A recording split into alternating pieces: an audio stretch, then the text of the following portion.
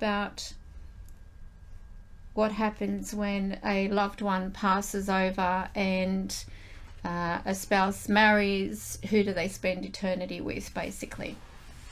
Well, I have actually had this question asked many times by a lot of people, and I will sort of reflect on one where, I don't know whether you can hear me properly, I'll reflect on one which was actually asked during a communication session. And what was actually stated to that client was, just as you move on, we move on. And that sometimes is really hard to accept, because there are people, you know, who it's their only partner for life and everything. Those ones, they can choose to stay eternity for that person. They can choose to go against having any type of relationship with another human being intimately in this world. They can choose that. And the thing is, if the other partner on the other side has also chosen to do that, these are what we refer to as the twin flames, the true twin flames. People who are for eternity meant to be with one another. And so therefore, if they do pass over, that loved one will come to them and of course help them cross over, and they will be together. They chose to be together for eternity. Remember, it's a whole new world. The new world is a whole new world. And just as you wouldn't want to be, alone, if they've got no family or anyone else on the other side, they don't want to be alone either. I mean, many times the spirit will be around the person who, they've left. They will continue to be there for them because that's where their heart is. But after a while, it is reality that people heal, that we have a human experience, and it is human nature, and it's not anything to beat yourself up over. If there is someone that has, you've given your heart and soul to, basically, and they've passed away, they wouldn't want you to spend eternity here, or the rest of your life here, being alone, being miserable. They would want you to be happy. If they truly love you, they would want you to be happy. And if being with someone else is going to give you that happiness whilst you're here, then that's what they want. Believe it or not, the spirit is not with a selfishness that a human has.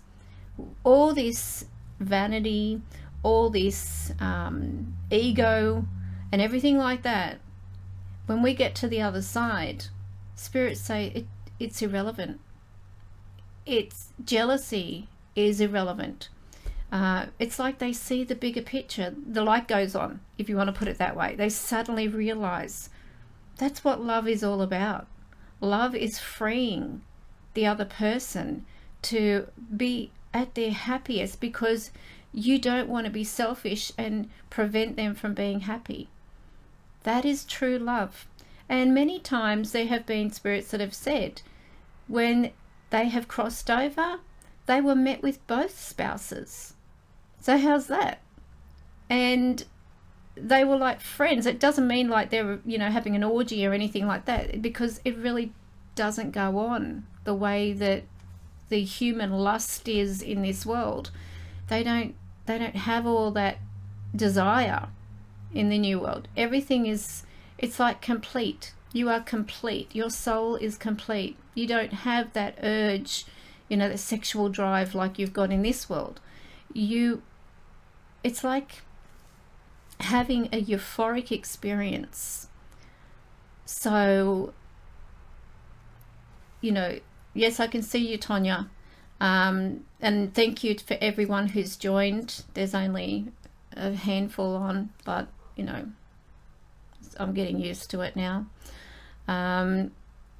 So it is, from what spirits say, a euphoric experience that once you get to the new world, it's incredible. it is like,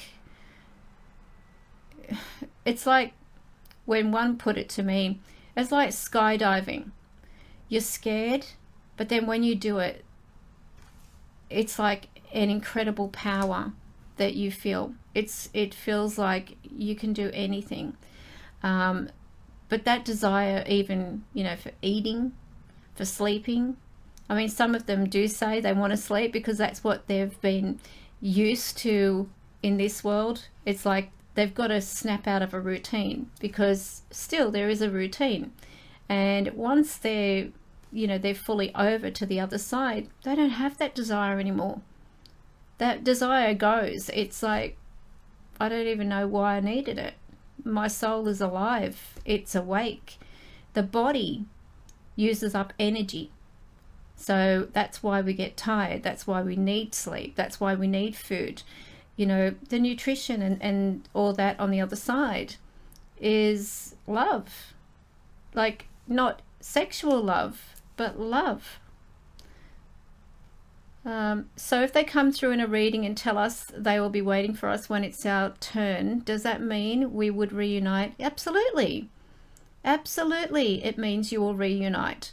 In fact, I wouldn't be surprised if they're the ones to help you cross over when that time comes. So, you know, they don't abandon you. A lot of times what Spirit have told me, I mean, yes, it is an amazing place from what even my mother has said.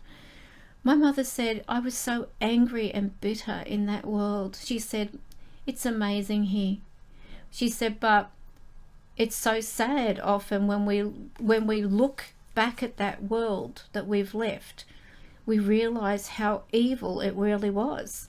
And she once described this place is hell.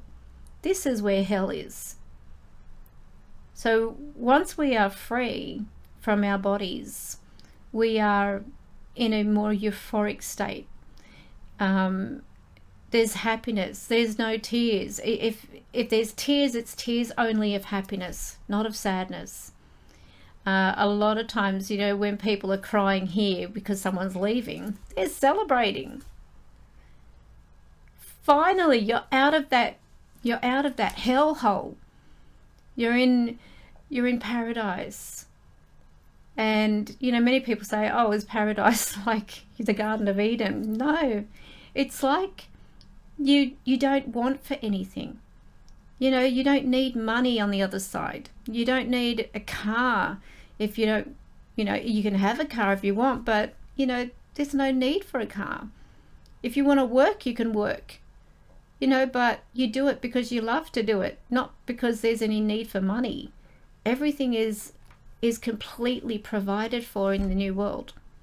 Everything. So those that choose to stay in this world, those earthbound spirits, if you want to put it that way, the ones that are scared to cross over, are usually ones who, you know, may have done wrong and are fearing that, you know, they're going to go to hell. Or it's because people here are making them feel guilty for leaving them. And so they can be held back from their paradise, from their euphoric experience. Because when they're in this world, from what Spirit have told me, if they are constantly like earthbound, you know, I have resident spirit Chris, but he doesn't like, he's not here 24/7. He is not earthbound. Tracy is not earthbound. They come and go, but they are what I refer to as resident spirits because of the fact that they come here a lot. So why, I don't know. Maybe it's because they like what I do. I've never really asked them, you know, I just, you know, they're not hurting me. They've in fact protected us, if anything. So why not welcome them? But just remember, when you're grieving over somebody, you've got to grieve and then free them. Because if you don't free them, if you keep holding on like a dog with a bone, I don't want to let this person go. I want to have contact with them every single time I have a reading. If you've got that attitude, you could be holding them back from crossing through that veil completely. Which means all the emotions that you feel, all the heartache, all the stress, all the anger, they're still going to carry that. And you need to free them of that. If you truly love them, you need to free them of that. You know, they've served their time here. Even if it was taken too soon, they've served whatever time they had to have here. And their purpose was filled. Therefore, whatever, you know, the old saying is, you could be walking across the street and get hit by a bus.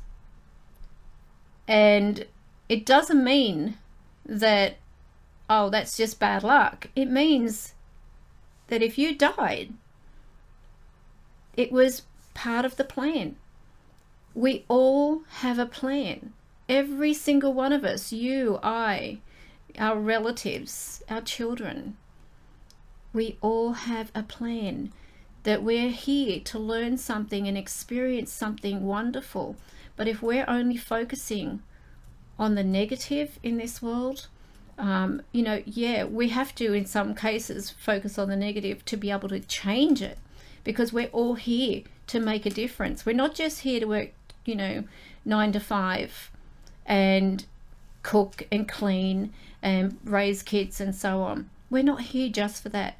We're here to be experiencing a spiritual experience in a human world. We're here to lift up our brothers and sisters. We're here to support one another, regardless of color, creed, choice of, you know, sexual choice or anything like that. We are here to stand by one another, regardless of our differences, regardless of how we look on the outside, regardless of our choices. And even if someone does wrong, as hard as it is, we've got to learn to forgive, because everything that we, let me put it this way, everything that we hold back from doing, every grudge that we have in this world, if we don't release that, even at the point of death, it will be a burden on us, on our soul. We all have a time here to learn something. Sometimes if you think about, you know, babies that come into the world and people say, you know, oh, that baby didn't even have a chance, just was here and then gone, boom. It had a purpose. It made people stop and think about how precious life was. They might not have even thought that had that baby not been taken. These babies, believe it or not, and as hard as it is, they choose this path. They choose to come into this world. If they're only here for one breath, it is not just for their purpose of being here. It's for the purpose of affecting others, of changing others. There may have been parents that were just too busy of their own self-importance to care about the drugs or alcohol or things like that that they were taking into their body. That baby was a lesson to them to wake up. If they took that lesson, great. But if they didn't, they're, you know, sad to say, sometimes a lost cause. But we're all here to support one another. And even if you turn your back on someone who has really hit rock bottom, who's turned to drugs, who's turned to alcohol, things like that, you're not leading that spiritual experience you're meant to have in this world. You're ignoring it. Yet, when the time comes to be on the other side, you want the euphoric experience. How can you do that?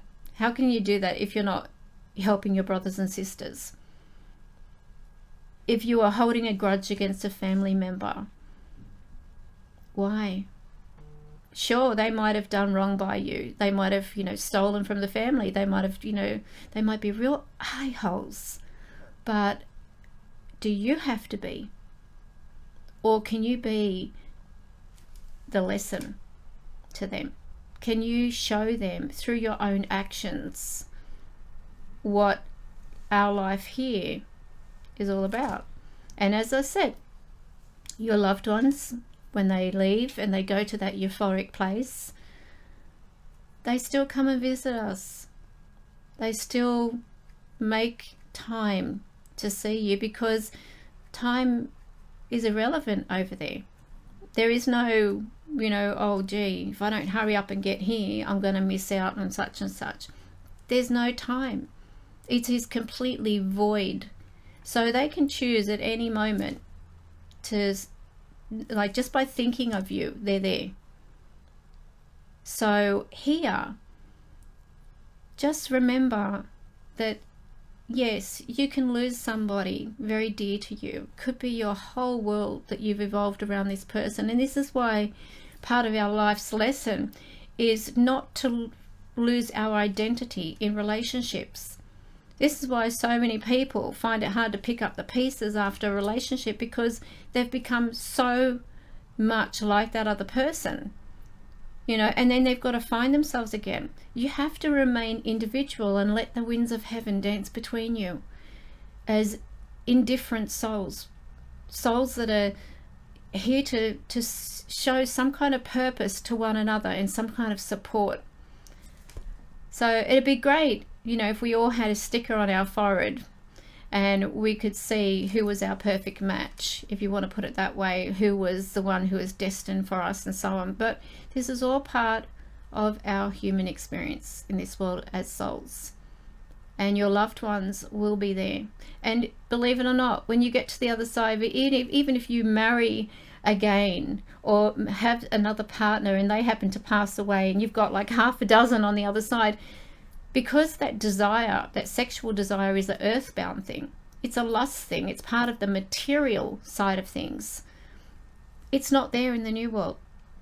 You're not going to go there and think, oh God, who do I choose to be with?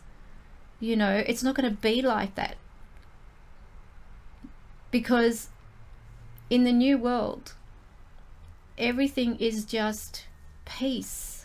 There's no arguing, there's no bickering, there's no, I hate you for doing this, or you cheated on me and you're a bastard, and everything we do in this world. Because if you think about it, Lucifer was one of God's favorite angels. Just a bit of a, Bible lesson, not Bible bashing. He was cast down from heaven. He was the most beautiful of all the angels and one of God's favorites. But he got greedy. He became more materialistic, more selfish, more,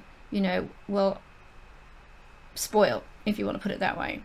He was cast down to this world. So he walks among us. Every single day he walks among us. And he wants to take as many of us with him as he can. He wants to hold us back here. Now, think about it this way. If you are holding back your loved one, that they've got to come through, as I said before, every single reading, I've got to hear their voice, or I've got to hear a message from them. They will come through if they want to, but be careful, because you may unintentionally be stopping them from crossing through that veil completely, which means that after a certain time, it's like a doorway. That doorway is really open and vibrating, and it's like a strong light.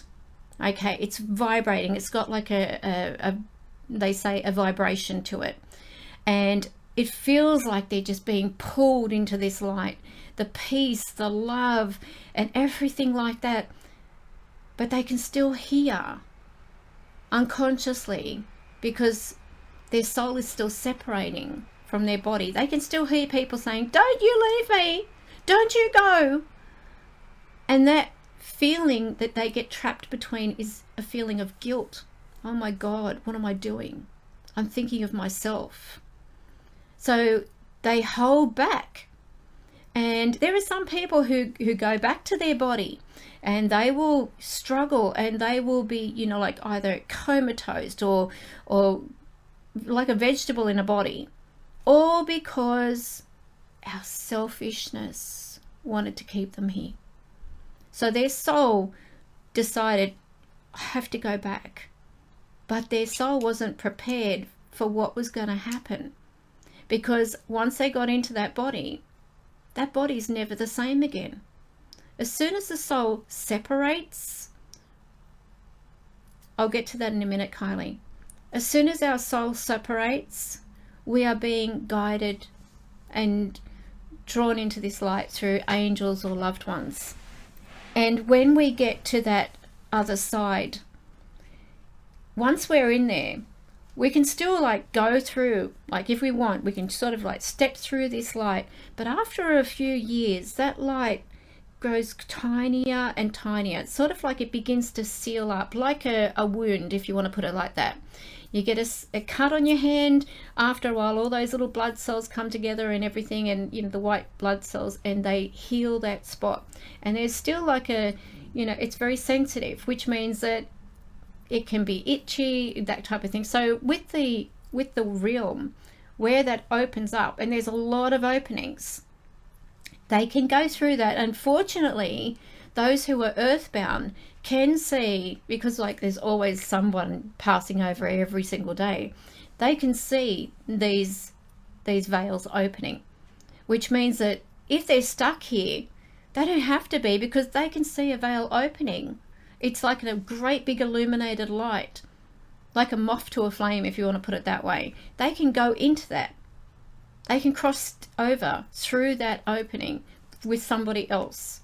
So they might even like say, you know, I'm sorry, I've been stuck here for some time. Can I go through this with you? And they say, yeah, no problem. You know, this is how spirit is. There's no, you know, who are you? Piss off. This is my hole to go through. It's nothing like that from what they've told me. Because I actually said, is, you know, what if you don't know the person? You're going to say, bugger off, this is where I'm going through. They said, no, everyone radiates it at this frequency with the light. The light is love.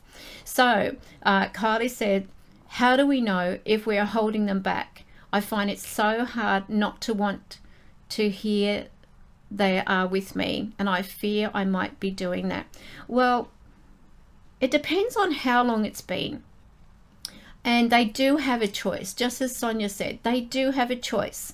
But you have to also be aware of this. And see, this is the thing, many people aren't aware of it, or they've never been told that, you know, you realize you can be stopping your loved one from crossing over. Think about the spirits that are, you know, in these castles and stuff like that. I mean, like yesteryear clothing and stuff, you know, if you want to put it that way.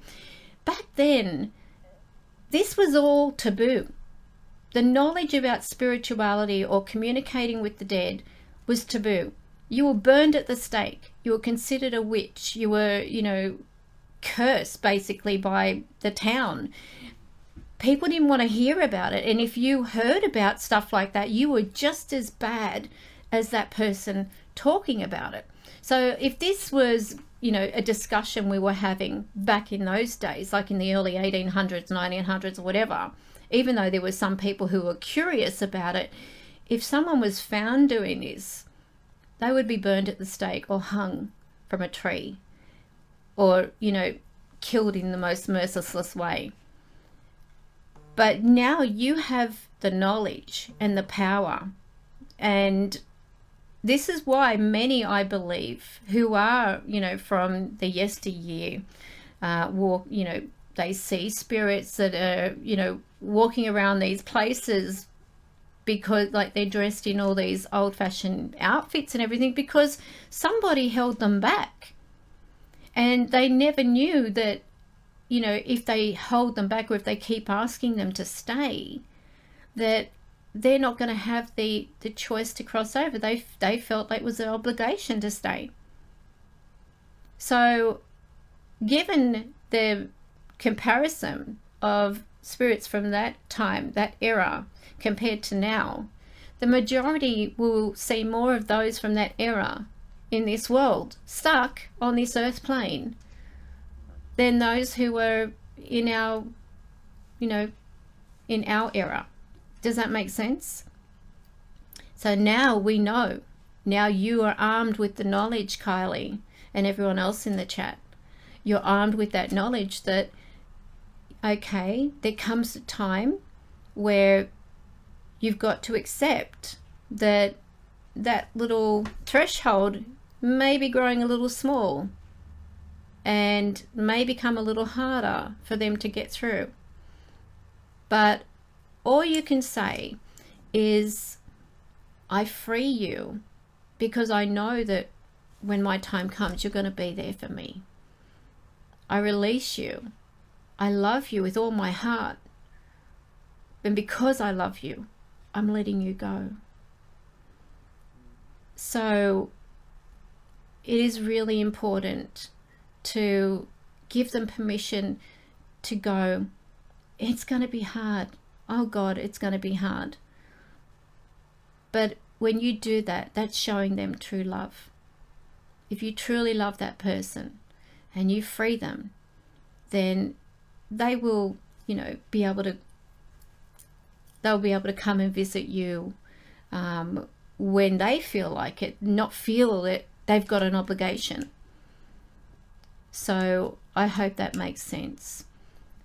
Sonia says, my brother told me through a pendulum that he's happy where he is. He explained it like the sweetest angelic music and peace. I asked why he hasn't crossed over, and he said, Genus, happy where he is. It's a choice. So, well, it is a choice, but it also, it's like you could say to a person, oh, do you want to come with me to visit your great aunt or my great aunt or whatever? And they say, not really, it's a bit boring.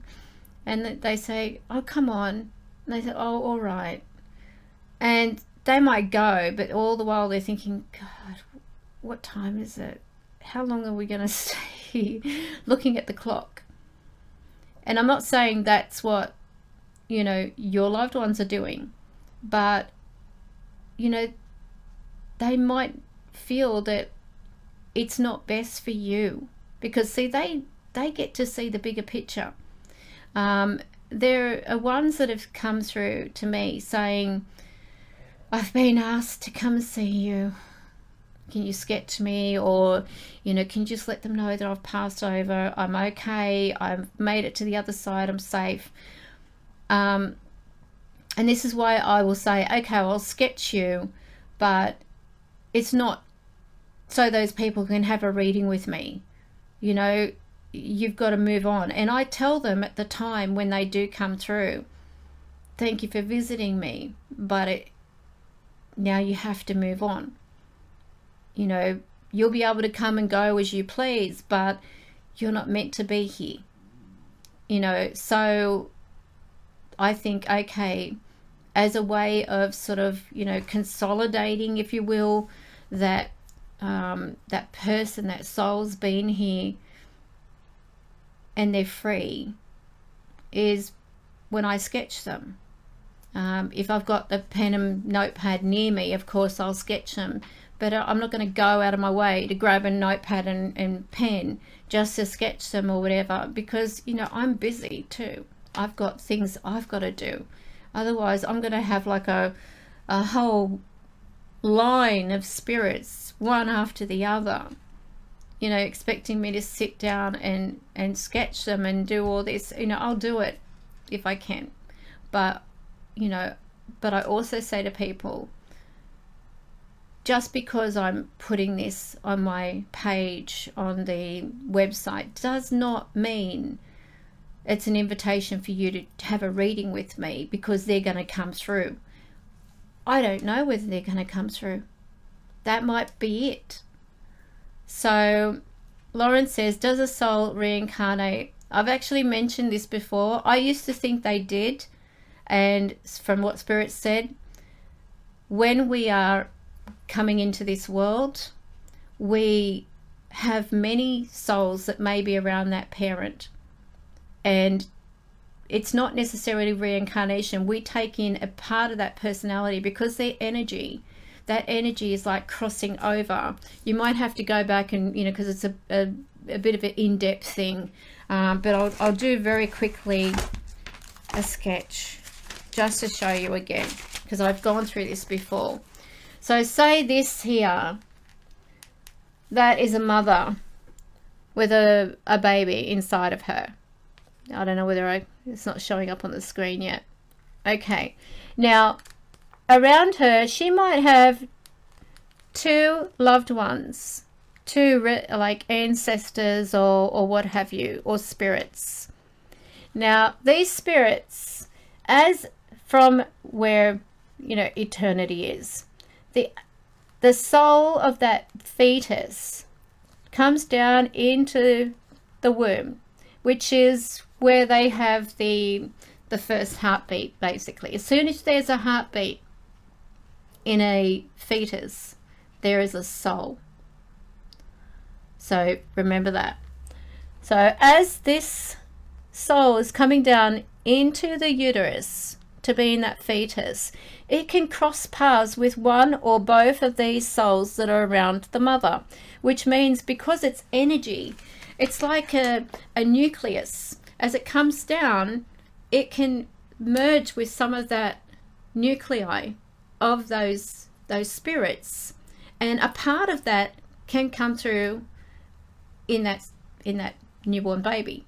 It might have like a certain expression that you say, oh God, that reminds me of Uncle Joe.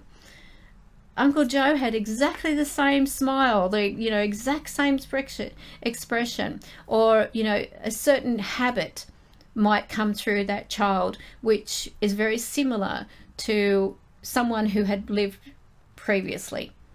And it doesn't mean that is that person reincarnated, but it means that a part of their soul has crossed paths with that soul entering the baby. Now, for a full reincarnation, spirits say it's very rare, very rare. However, when it does happen, this child will have a recollection of everything that happened in its previous life right up to adulthood. Those are the ones who are completely reincarnated. They never forget their past life, even as they get older. But usually you'll find that because that soul that comes in and crosses paths with other souls that are around the parent at the time as it's starting to go into the fetus, I'm trying not to get tongue-tied, as it starts to go into the fetus, then after a while it might have memories, you know, of Uncle Joe or whatever, and that's when people say, oh my God, that's Uncle Joe, you know, only he would know this, or only he would know how to work this, and blah blah blah. And as they get older, they forget that, because their soul outgrows that part of that soul that they sort of like merged with as they were coming into this world. So after a while, if they forget about it, it means that they're not reincarnated. It means that that is not the reincarnated soul. Otherwise, they would still recall in vivid detail every single thing. They would remember the place where they were born, where they grew up, the people that they associated with, things like that.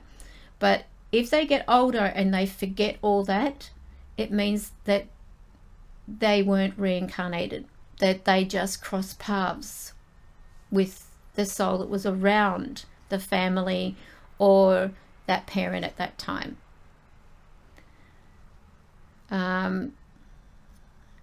Eighth life, I don't understand, but from my brother told me here. For two, I don't know what you're talking about, Sonia, sorry. You mean your eighth path? The spirit path does not mean that you have reincarnated. The spirit path means how many souls have been around during the time of you coming into this world, whether they be souls, whether they be angels. And this is why our birth date actually can identify that, depending on what part of the world we're born into. So we aren't born 8 times. you know, we're not we're not reincarnated 8 times. Otherwise you would have a recollection of things. You know, if you were here 8 times, you would have recollections of things going back to the Stone Age. And I very much doubt that you've got recollection of Stone Age things that you were doing. And if that were the case, you would be the same soul reincarnated 8 times. So if we truly want the best for our loved ones, no matter how agonizing it is for us left, the ultimate final act of love from us to them is to let them cross over, only to come when they want, not because we always call. Absolutely.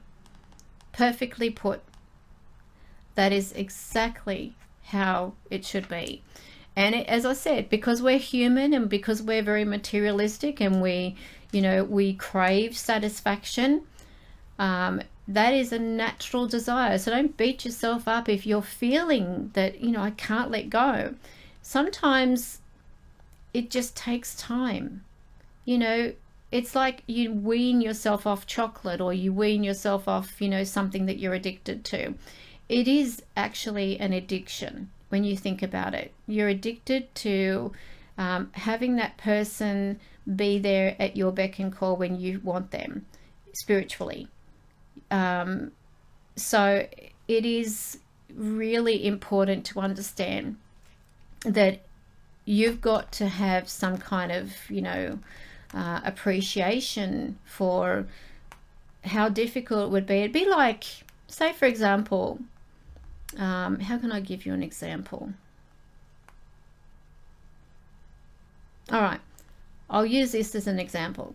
Say you're a tenant in a property and the government come along and they say you have to move out. You've got to go here. And you're like, all these other people around you who you've made friends with, neighbors and so on, they're saying, no, they're not going. They're staying. And you're getting more stressed because you've got the government, the hierarchy, saying, you've got to go here. You know, you don't belong here now. You've got to go. And you've got these other people who you've become really good friends with. And it's like a tug of war. You're going to feel stressed, like, I don't know where I should be. I need peace. This is just too much. This is overwhelming. That's what it's like, a bit of a tug of war for those in spirit. Got people here pulling them, saying, you've got to stay here. You've got to communicate with me. Every time I have a reading, it's like a demand. You are to come through and you're to talk to me and you're to communicate with me. I mean, what more do they have to tell you? Really? What more do they have to tell you? It really is, you know, and you've got to think of it this way. It is selfish to expect them to jump when you tell them to jump, basically. If they come through in any reading, whether it's with me, whether it's with somebody else, that's a bonus. But don't expect it. If you expect it, there's going to be a day where they could be stuck here, and because they become overwhelmed with the emotions that this world holds, they might say, you know, I've missed this because of you. I can't get over. Or they might not think that they can go through these other people's portals, if you want to put it that way, to the other side, because they become so earthbound. And then when your time comes, guess what you're going to do? You're going to go straight through that, you know, hoping to see them. You get to the other side, they're not there. Why? Because they're back there. You've held them back, and it's not fair. And you might miss that beautiful opportunity. So it is a bit of a, you know, touch go situation. And that's why I feel, you know, like those older souls, like, you know, from the yesteryear period, a lot of them are stuck here. There's a lot of children who are earthbound because the parents were, you know, I want my baby. I want my baby. There are parents that back in those days, they killed themselves because they wanted to be with their baby.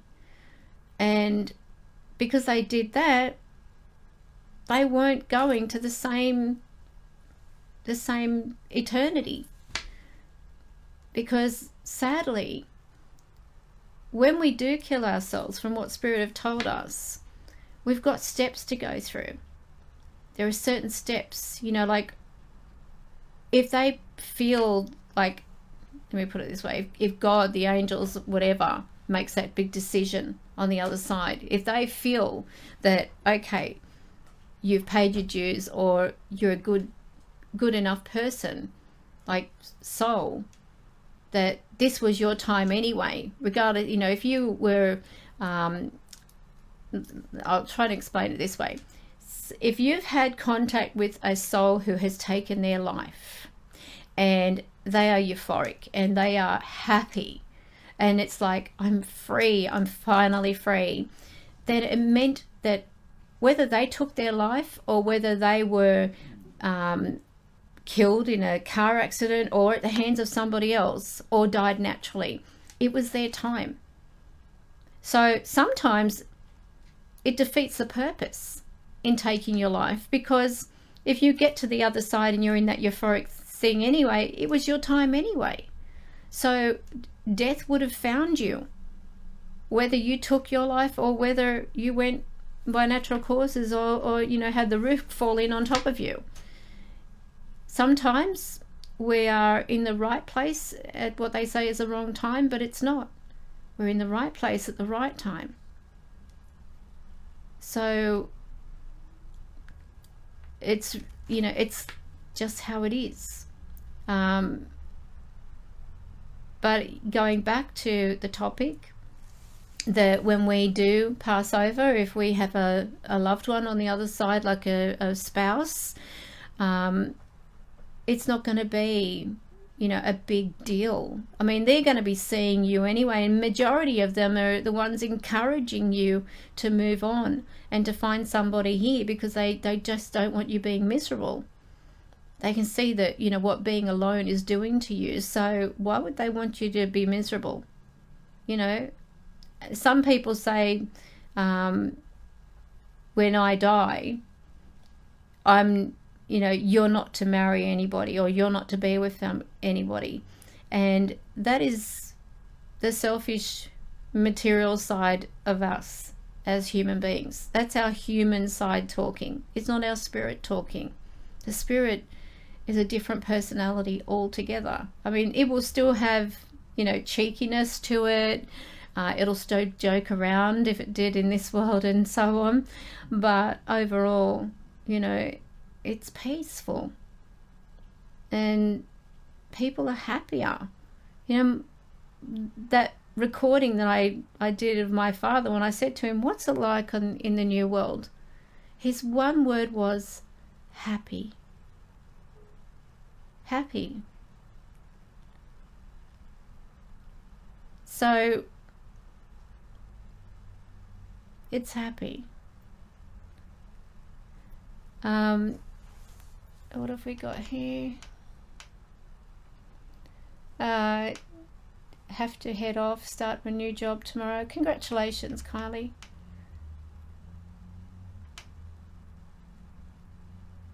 The one step forward in a positive direction.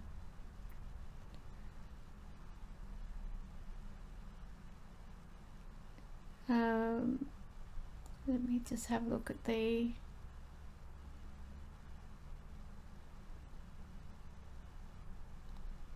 You can't be on your 10th, Lauren. You can't be. Who's telling you these things? 10th life. If that were the case, everyone would have so much wisdom, we wouldn't even need spirit to tell us things.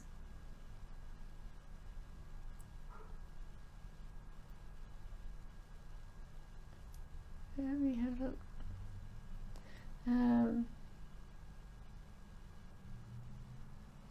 Yeah, so in regards of the reincarnation thing, we seem to be like covering a lot of topics anyway in this one discussion.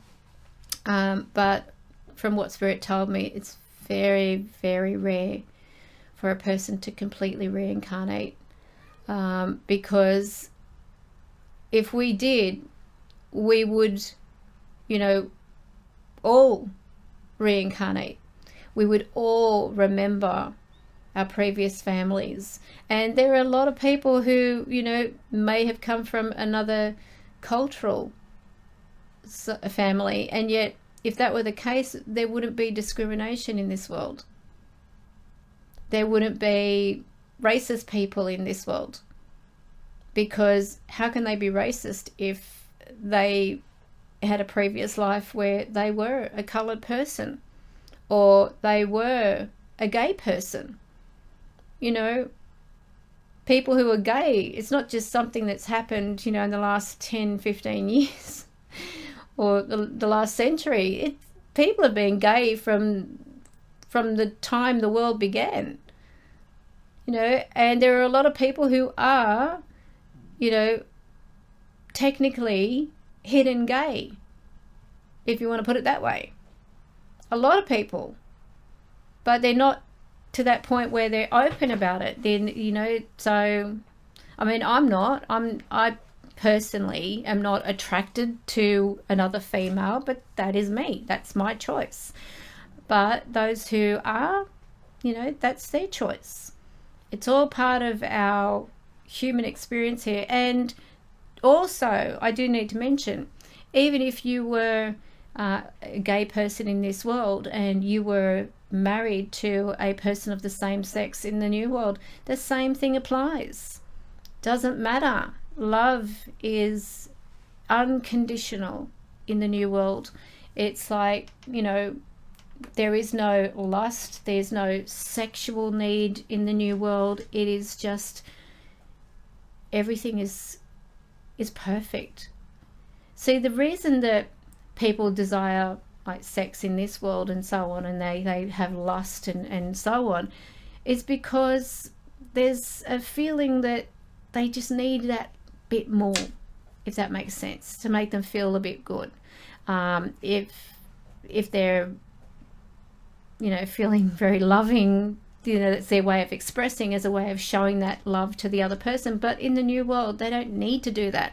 Imagine a world where you don't need to feel that you have to express your love that way for that person to know you love them. That is the perfect world. You're fulfilled. It's like just a hug gives you the same kind of satisfaction, from what Spirit's saying. Just the closeness of just a hug is fulfilling. I laughed once when Chris, my resident spirit, turned around and he said, "No, we don't need a cigarette afterwards from a hug." So it sort of like took me aback, but they're happy. They don't need these material or these desires, this lust, because when you think about it, it's lust. And the only reason that the human and even animals do have intercourse, if you want to put it bluntly, is to procreate. That's why there's that desire. But in the new world, they don't procreate. They don't need to do that, because there's no desire for that. The human body is materialistic. It is made up of energy, but the soul itself is pure energy. And it's not like it's not like the soul. It's a separate thing. It's a temple for the soul. So hopefully that makes sense to you. I'm bought you strict Catholic and my son is gay, coming out to... Hang on. I'm bought, you strict Catholic. Sorry, I'm trying to understand what you're writing. I'm bought, you strict Catholic, and my son is gay. Oh, you're brought up as a strict Catholic and your son is gay. Coming out too. I say, so what? So what? Our religions are man-made. You know, I was brought up Baptist, and when my mother married, I became Catholic. And I was probably the worst student the minute the priest had, because I was questioning why they have gone against the 10 Commandments. And he said, I was like 12 at that age when I was becoming Catholic and doing my communion. And I sat with my stepbrother and stepsister with the priest, and we were having like a one-on-one discussion with him. And I said, do you realize you've got statues littered all over the church? He said, yes. He said, that's, you know, Mother Mary and blah, blah, blah. I said, no, it's not. These are graven images. God says in the 10 Commandments, do not worship graven images. Do not pray to graven images. You're praying to these images. He said, no, they're symbolic. I said, they're still images. You might as well have an ox. And he was sort of taken back, and he said, why would you say that? I said, because it's in the 10 Commandments. And I said, and you've broken one of the 10 Commandments. And I said, and even having a figure on the cross, it's like you're still crucifying Jesus. Jesus is risen. He's no longer on that cross. You should have, if you want to represent that this is how he passed, you know, at the hands of man, why not just have an empty cross to represent what he was crucified on? Or even just a piece of wood from the cross, not necessarily the cross symbol. And he said, but this is the religion. I said, but this is a man-made religion. And he didn't know how to answer me, because this is how, you know, I think even as a child, or, you know, regardless of, you know, whether you're adult, whatever, I think we should all explore all the different kinds of religions before we make a decision on what one we want to settle in. Because firstly, we have to go back to the main things, which are the 10 Commandments. If we can live by the 10 Commandments, then I think that gives us a greater, you know, advantage, if you want to put it that way. I mean, but nobody's perfect. I always say the last perfect person was crucified. You know, I'm not perfect. I have my faults. I can be an outright bitch, if you want to put it bluntly. I can be a very hard person. I have my mood swings. Oh my God. I wouldn't want to be in my way sometimes. Sometimes I don't like who I am. But I'm human. I'm having a human experience. You know. But whether your son's gay, as long as he's happy, that's all that should matter. You know, if you've got a relative who's gay, so what?